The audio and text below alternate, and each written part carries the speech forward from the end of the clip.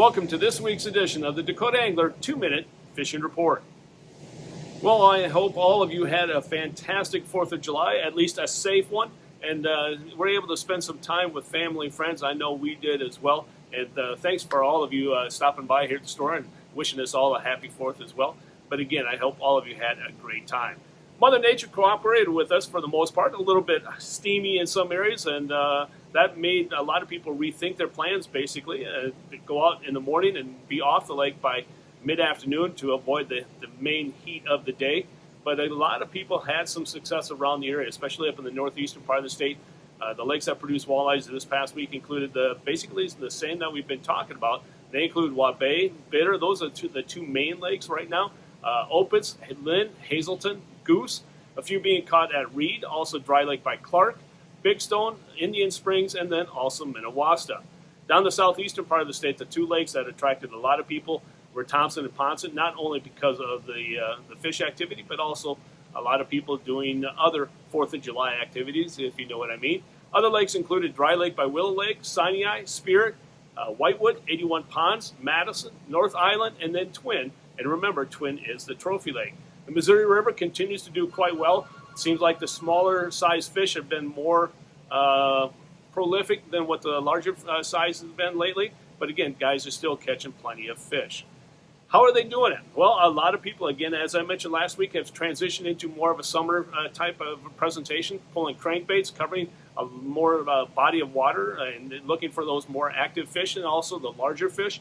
A lot of people are pulling crankbaits such as the Hornets, the Shaky Shad by Walleye Nations, and also the Flicker Shad seem to be doing quite well, and even the Shad Wraps from Rapala are also producing fish. Otherwise, people are using bottom bouncers with spinners, with crawlers, or leeches, and the leech season seems to be tapering off a little bit now with the heat. But again, slow death is definitely the presentation that people are using when using bottom bouncers. Otherwise, people are using jigs and swim baits. And folks, if you're fishing jigs and swim baits and you're not fishing the weeds and you're not catching a bunch of weeds, you're doing it wrong. That's where the bigger walleyes have been hiding out with this warmer water temperatures and the heat of the day. So again, don't be scared of the weeds. If you're using jigs and swim baits or any type of bait, fish the weeds and put up with the hassle of taking those weeds off the hook.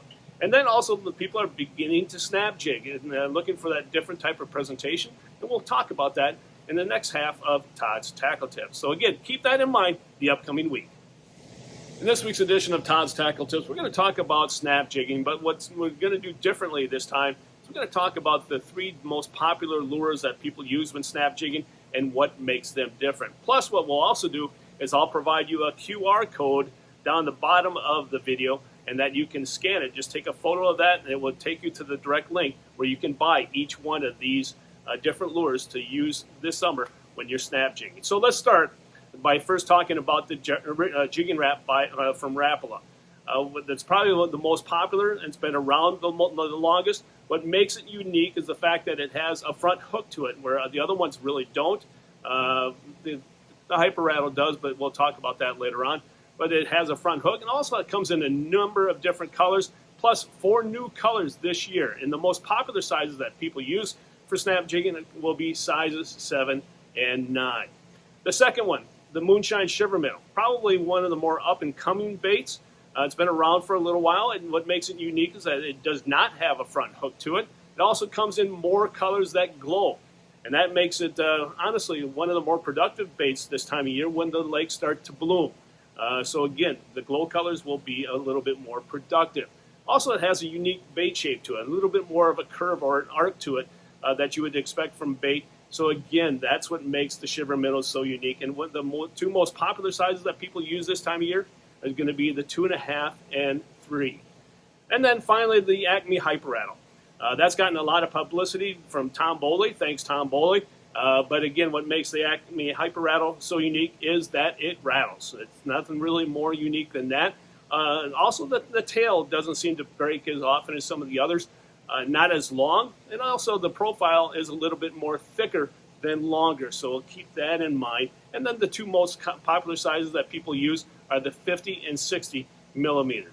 If you have any questions about any one of these 3 types of lures, feel free to stop by here at the store or give us a call at 605-336-9132. And again, if you're looking to buy each one of them, make sure you scan the QR code.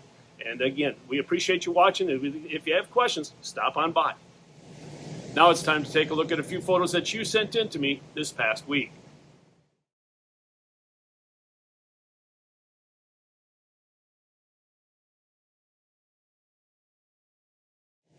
And remember, folks, if you'd like your photo included in next week's version of the 2-Minute Fishing Report, please send it to me.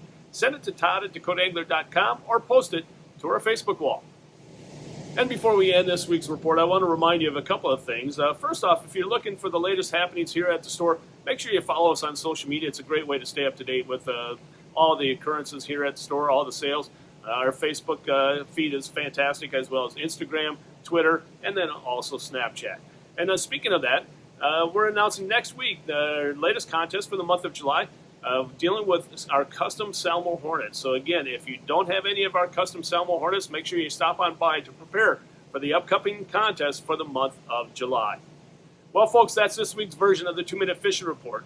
For Dakota Angler, I'm the owner, Todd Heitkamp, and as we say around here, fish on! We'll see you next week. And again, thanks for watching, folks. Stay healthy and stay safe.